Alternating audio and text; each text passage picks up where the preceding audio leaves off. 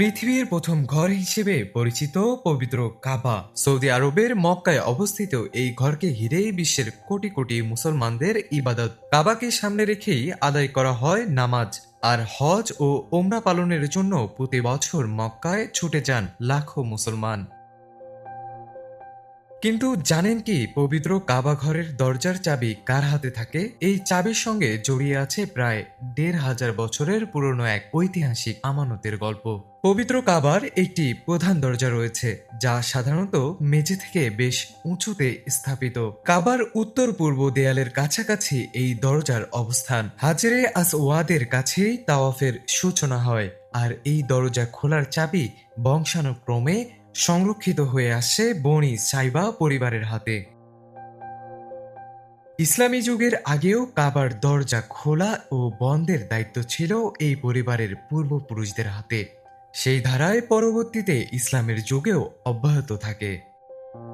তবে এই দায়িত্বের ইতিহাসের সবচেয়ে আলোচিত অধ্যায়টি শুরু হয় মহানবী সাল্লাল্লাহু আলাইহি সাল্লামের মক্কা জীবনে। তখনও তিনি মদিনায় হিজরত করেননি, মক্কায় মানুষকে ইসলামের দাওয়াত দিচ্ছিলেন। সে সময়ে কাবার দরজাটি একটি নির্দিষ্ট দিনে খোলা হতো। একদিন রাসূলুল্লাহ সাল্লাল্লাহু আলাইহি সাল্লাম কয়েকজন সাহাবীকে নিয়ে কাবা ঘরে প্রবেশ করতে চাইলেন, কিন্তু চাবির দায়িত্বে থাকা উসমান ইবনে তালহা তখন চাবি দিতে অস্বীকৃতি জানান। উসমান তখনও ইসলাম গ্রহণ করেননি। মহানবী সাল্লাল্লাহু আলাইহি সাল্লাম তার এই আচরণের প্রতিশোধ নেননি, বরং ধৈর্য ধারণ করলেন এবং বললেন, একদিন তুমি এই চাবি আমার হাতে দেখতে পাবে, আর আমি তখন যাকে ইচ্ছা চাবি দিয়ে দেব। এরপর কেটে গেল কয়েক বছর। হিজরতের অষ্টম বছরে মুসলমানরা মক্কা বিজয় করলেন। এবার মহানবী সাল্লাল্লাহু আলাইহি সাল্লাম কাবা ঘরে প্রবেশ করতে চাইলেন, কিন্তু কাবা ঘরের দরজা তখনও বন্ধ। জানা গেল চাবি রয়েছে উসমান বিন তালহার কাছে। মহানবী হযরত মুহাম্মদ সাল্লাল্লাহু আলাইহি সাল্লাম আলী ইবনে আবি তালিব রাদিয়াল্লাহু তাআলা আনহুকে চাবি আনতে পাঠালেন। উসমান চাবি দিতে অস্বীকৃতি জানালে আলী রাদিয়াল্লাহু তাআলা আনহু তার কাছ থেকে চাবি নিয়ে আসেন। এরপর খুলে দেওয়া হয় কাবা ঘরের দরজা। মহানবী হযরত মুহাম্মদ সাল্লাল্লাহু আলাইহি সাল্লাম কাবা ঘরে প্রবেশ করলেন এবং সেখানে নামাজ আদায় করলেন। এরপরই ঘটে ইতিহাসের সবচেয়ে গুরুত্বপূর্ণ ঘটনাটি। সূরা নিসার ৫৮ নম্বর আয়াতে বলা হয়েছে, নিশ্চয়ই আল্লাহ তোমাদের নির্দেশ দিচ্ছেন আমানত তার হকদারকে ফিরিয়ে দিতে এবং মানুষের মধ্যে বিচার করলে ন্যায় বিচার করতে।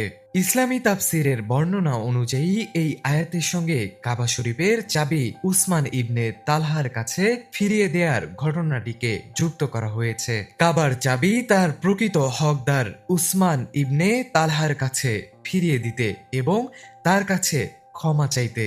আলী রাদিয়াল্লাহু তাআলা আনহু তাই করলেন। যে নবী সাল্লাল্লাহু আলাইহি সাল্লাম বিজয়ী হয়ে মক্কায় প্রবেশ করেছেন, তিনি আবার কাবা ঘরের চাবি ফিরিয়ে দিয়েছেন আগের দায়িত্বশীলদের হাতে। এই ঘটনায় বিস্মিত হন উসমান ইবনে তালহা। তারপর তিনি রাসূলুল্লাহ সাল্লাল্লাহু আলাইহি সাল্লামের সত্যতার সাক্ষ্য দেন এবং ইসলাম গ্রহণ করেন। এখানেই শেষ নয়।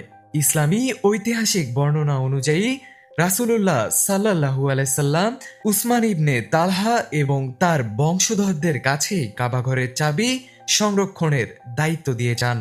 অর্থাৎ বিজয়ের পরেও ক্ষমতা নিজের কাছে না রেখে দায়িত্ব ফিরিয়ে দেয়া হয়েছিল তার প্রকৃত হকদারের কাছে। আর সেই ঐতিহ্যই যুগের পর যুগ ধরে চলে আসছে। আজও বনি সাইবা পরিবারের কাছেই রয়েছে কাবা শরীফের চাবি রক্ষার ঐতিহাসিক দায়িত্ব। মুসলিম ইতিহাসে এটি হয়ে আছে আমানত, দায়িত্ব এবং হকদারদের অধিকার ফিরিয়ে দেওয়ার এক অনন্য প্রতীক।